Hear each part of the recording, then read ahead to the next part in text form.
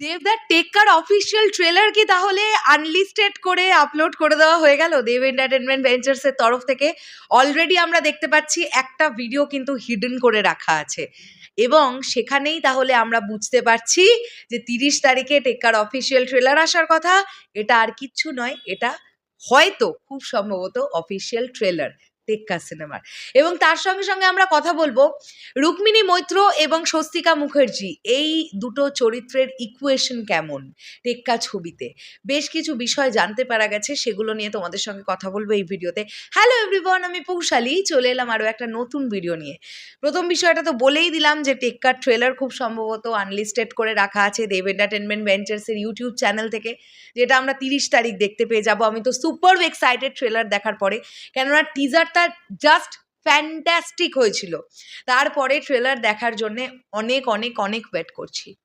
আজকে একটা সুন্দর আর্টিকেল বেরিয়েছে, আমি থ্যাংক ইউ জানাবো হাসানকে এই আর্টিকেলটি আমাদের পাঠাবার জন্য। এবং আমি আর্টিকেলটা মন দিয়ে পড়লাম, পড়ে আমি দেখলাম এখানে রুক্মিণী মৈত্র এবং স্বস্তিকাদির দুজনের ইকুয়েশন, তাদের যে এক্সপিরিয়েন্স, এই পুরো বিষয়টা নিয়ে খুব সুন্দরভাবে আলোচনা করা আছে।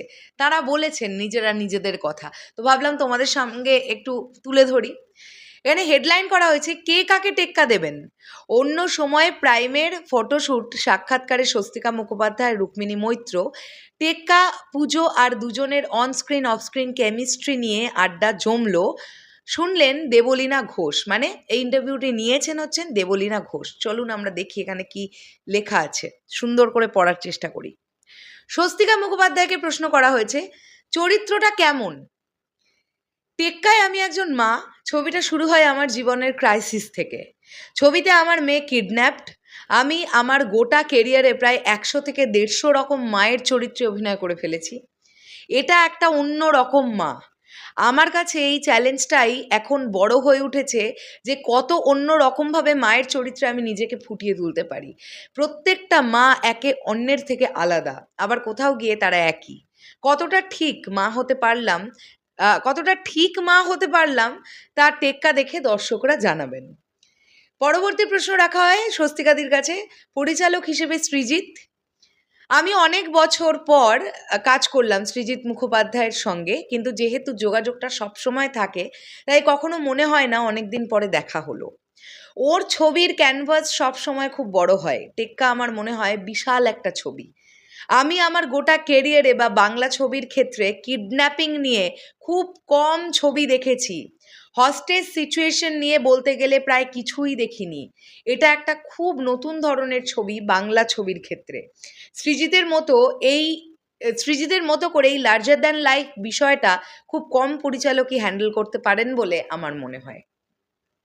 রুক্মিণীর সঙ্গে রসায়ন, আমার বেশি কাজ রুক্মিণী মৈত্রের সঙ্গে ছিল। তার মানে আমরা বুঝতেই পারছি টেক্কা সিনেমাতে আমরা রুক্মিণী মৈত্রের সঙ্গেই স্বস্তিকাদির স্ক্রিন শেয়ারিং বেশি দেখতে পাবো। ওর সঙ্গে অনেকটা সময় কাটিয়েছি, অনেকটা কাছ থেকে ওকে দেখেছি। বলেছি যে বাংলা পড়াশোনা করবি তুই, সবসময় বাংলায় কথা বলবো তোর সঙ্গে, কোনো ইংরেজি কথা বলবো না। আমি আমার বড়দের থেকে যেটা শিখেছি, মানে I passed on my lesson to her. ও খুব হার্ড ওয়ার্কিং আর খুব মন দিয়ে কাজ করে, সেই জন্য সিনিয়র হয়ে আমরাও যা শিখেছি ট্রিক্স অফ ট্রেড পরের প্রজন্মকেও পাস অন করতেই হবে, তাই যেটুকু পেরেছি ওকে বলেছি। এবারে রুক্মিণী মৈত্রর কাছে আসা হয়, তাকে প্রশ্ন করা হয় চরিত্রটা কেমন। টেক্কায় আমার চরিত্রটা একজন পুলিশ অফিসারের, যার সময় নেই তাকে কেমন দেখতে লাগছে সেটা ভাবার, একটু পাগলাটে একটা চরিত্রর ভিতরেই যেন আরো অনেকগুলো চরিত্র আছে। তার মধ্যে 5 রকমের আলাদা মানুষ বাস করে, আর সে সেটা জানে। পুরুষদের সঙ্গে কাজ করার ফলে মাস্কুলিন হাবভাব তার আর 5 জনের থেকে আলাদা, তা দেখলেই বোঝা যায়। তবে আমি খুব নার্ভাস আছি, ভীষণ ভয়ে আছি বলতে পারেন। পরিচালক হিসেবে সৃজিত মুখোপাধ্যায় নিজেই একটা অভিজ্ঞতা। পরিচালক হিসেবে সৃজিত ভীষণ পার্টিকুলার, ওর চিন্তা ভাবনাগুলো খুব স্পষ্ট। যেটা সৃজিত চান সেটাই করতে হবে ফিল্মের সেটে। পরিচালক হিসেবে উনি ভীষণ স্পেসিফিক, ভীষণ অন পয়েন্ট। অনেক সময় এমন হয়েছে আমি বলেছি আমার মনে হচ্ছে না এটা ওয়ার্ক করছে, সৃজিতের জবাব ছিল আমি বলছি এটা তুই কর, পর্দায় ভালো লাগবে। ডিরেক্টরের অ্যাক্টর হওয়া কতটা দরকার তা সৃজিতের সঙ্গে কাজ করলে বোঝা যায়। স্বস্তিকার সঙ্গে রসায়ন, স্বস্তিকা মুখোপাধ্যায়ের তো চোখের চাহনিতেই সব শেষ। ওর মতো অভিনেত্রীর সঙ্গে 2 মিনিট স্ক্রিন টাইম শেয়ার করাও খুব বড় ব্যাপার। আমি ওর অভিনয় দেখে অনুপ্রাণিত হই। আমি প্রথমে খুব নার্ভাস ছিলাম, পরে দেখলাম স্বস্তিকা ভীষণ ইজি গোয়িং একজন সহকর্মী। সারা ছবির সেটে আমি সহযোগিতা করা একজন সহকর্মীকে পেয়েছি। আমাকে আর ওকে একসঙ্গে দেখতেও দারুণ লেগেছে। পুজোর প্ল্যান, আলাদা করে কোনো পুজোর পরিকল্পনা থাকে না কোনো বছর।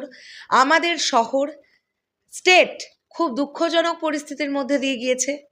অনেকের এই পুজোর সময়ের মধ্যে একটু বাড়তি রোজগার হয়, তাদের কথাটাও যাতে মাথায় থাকে সেই দিকটাই দেখবার চেষ্টা করব।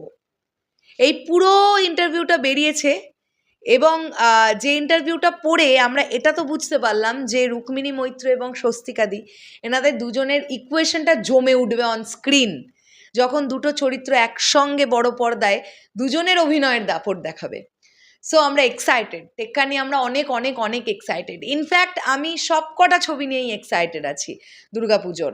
প্রত্যেকটা ছবির থেকে আলাদা, এবং আমার মনে হয় দর্শক প্রত্যেকটা ছবিই দেখবেন যারা অরিজিনাল বাংলা সিনেপ্রেমী মানুষ, আমি তাদের কথা বললাম। শেষ করলাম ভিডিওটা, আসছি আবার খুব শীঘ্রই নতুন কোনো ভিডিও নিয়ে। তাহলে এখনের জন্যে টাটা।